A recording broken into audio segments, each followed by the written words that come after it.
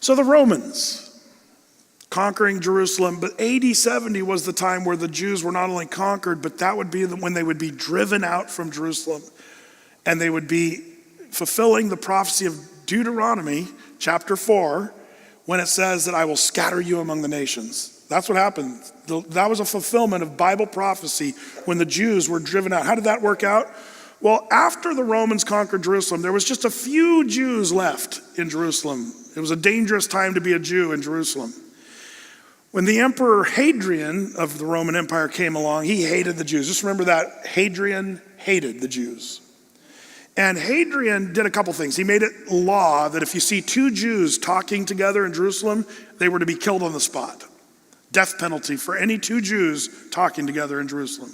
Also, he renamed Israel to Palestina. When did Israel become Palestine? It was Emperor Hadrian. And why did he call it Palestine?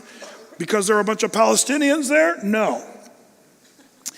He named it Palestine after the ancient and extinct Philistines. That's the word Palestina. It comes from the word Philistine. And Hadrian called it that to spite the Jews, calling it the name of their ancient enemies, the Philistines, who are now extinct. And he also changed the name of Jerusalem to Aelia Capitolina. That didn't stick, by the way, but Palestine did. And then he salted the farmlands of the Jews so that the Jews couldn't grow their crops. It became deadly to be a Jew, and that's when the Jews scattered all over the world. Europe, Germany, eventually New York, and other places. But the Jews were scattered for like 1600 years, just like God said, I will scatter you among the nations. You'll lose your identity. The Bible says they'd lose their Hebrew language, and they'd be really lost. Now, one thing you need to know, there's never been a nation in the world's history that has been scattered that lasted more than a generation or two, as far as having any identity whatsoever. They always were just either extinct or assimilated into all the other cultures. That's just the way it goes. Why would the Jews keep their identity for 1600 years? It had to do with them attempting to be keeping of the law of the Old Testament, as it turns out. Not intermarrying with all their other nations that they were assimilated, and they were keeping the law. That's what kept their identity. So what happens? Right around, the 1700s, the Jews, anti-Semitism around the world was growing, hatred for the Jews. And there was this interesting event that really started some interesting changes in what God was doing with his Jews who are now in diaspora, scattered all over the world. There was an event called the Dreyfus Affair. Brett, what does Richard Dreyfus have to do with anything? Not that Dreyfus, Alfred Dreyfus. He was a lieutenant in the French army in France. And he was falsely accused of selling secrets to the German army. And while he was falsely accused, everybody in Paris flipped out.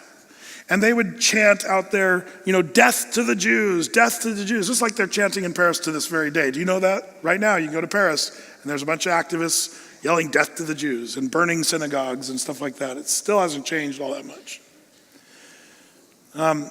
And so, meanwhile, this Dreyfus Affair that takes place, they end up, hanging Alfred Dreyfus, even though later he was proven to be innocent.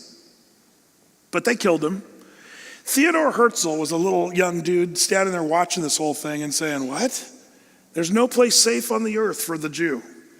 If we don't do something, we're all going to be rubbed out by all these hateful people that hate Jews. So Herzl got together a few years later in Switzerland with a bunch of Jewish leaders, and it was called the Congress of Basel, and they came up with a plan to come up with a state of Zion. And the Zionist movement was born, where Jews all around the world started to say, we got to go back to our promised land, the land of Israel. And so they started migrating there by the thousands. Now, this is what they'll tell you in your history classes that's totally wrong, or CNN will act like Israel was this beautiful, lush land, and the Jews just ripped it out of the hands of the Arab nations, and they've occupied these lands. It's not what happened. In the diaspora over the last 1,500 years, Israel became a barren wasteland. It was the Ottoman Turks who did something that changed the climate of Israel. What was that? They taxed everybody according to how many trees they had on their property. The Ottomans, they said, if you have this many trees, you have to pay this much money. So what did all the people do of that land? Cut down all the trees. You don't believe me? It was Mark Twain, of all people, who went to Israel for over a year. Did you know that? And he wrote a whole book. In fact, let me read you a quote from his book. It's The Innocents Abroad is his book, and it was published in 1881. And Mark Twain said this: Israel is a desolate country whose soil is rich enough, but is given over wholly to weeds. A silent, mournful expanse. Desolation is here, and that not even imagination can grace with the pomp of life or action. We never saw a human being on the whole route. There was hardly a tree or a shrub anywhere, even olives or cactuses, for those fast friends of the worthless soil had almost deserted the country. Even the cactus ran from Israel, is what he's saying. And it was. Israel was a dry, barren, almost personless place. There was a few Bedouins in tents, a few Arabs that were there. But when the Zionist movement happened, and this is what you won't learn in school, but the Jews, who had lots of money by this time, coming from Europe and other places, brought them and their money, because they're good business people, and they brought their money and they purchased land from the Bedouins and from the Arabs, literally bought the land. How many of us bought land from the Indians? Raise your hand. Okay. None of us? Interesting. You know, it's funny that the world looks down their pious noses at the Jews and say, you're occupying those people's land. Not so. The Jews during the Zionist movement, before they were even a nation, bought a large portion of that land with their own money. Meanwhile, the Zionist movement kept gaining steam.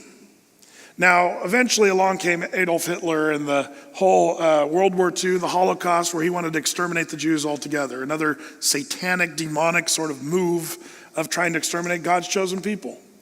6 million Jews killed. I hope you don't forget that. We're rewriting history, and some colleges and universities are teaching that it never happened, the Holocaust, which is a rewriting of history. But God preserved Israel. Even though they were suffering in the Holocaust, God did an amazing work, and the Jews just kept coming even after the Holocaust, more than they were ready to make a state out of Israel. And because of the guilt, even of the world after the Holocaust, and everybody kind of felt like, well, yeah, we probably shouldn't have let that happen. United States, we waited sitting on our hands during the Holocaust for most of the time. And it was there in the UN in May of 1948 where they voted, should we let Israel become its own nation? And it passed by one vote. You know does anybody remember who cast the final vote? Anybody? Truman. Fortunately, our president at that time voted yes to let Israel become a nation. You know, it's interesting how blessed we've been since 1948 as a nation. I will bless the nations that bless Israel. I will curse the nations that curse Israel. It's just like clockwork when that historically happened. So we blessed Israel. But the Arab nations neighboring Israel, when they heard on May 14th they became a nation, May 15th, 5 Arab nations attacked Israel and said, we're not going to let this group be here. And with their, at that time, modern weaponry went against a group of Jews that had pitchforks and pickup trucks.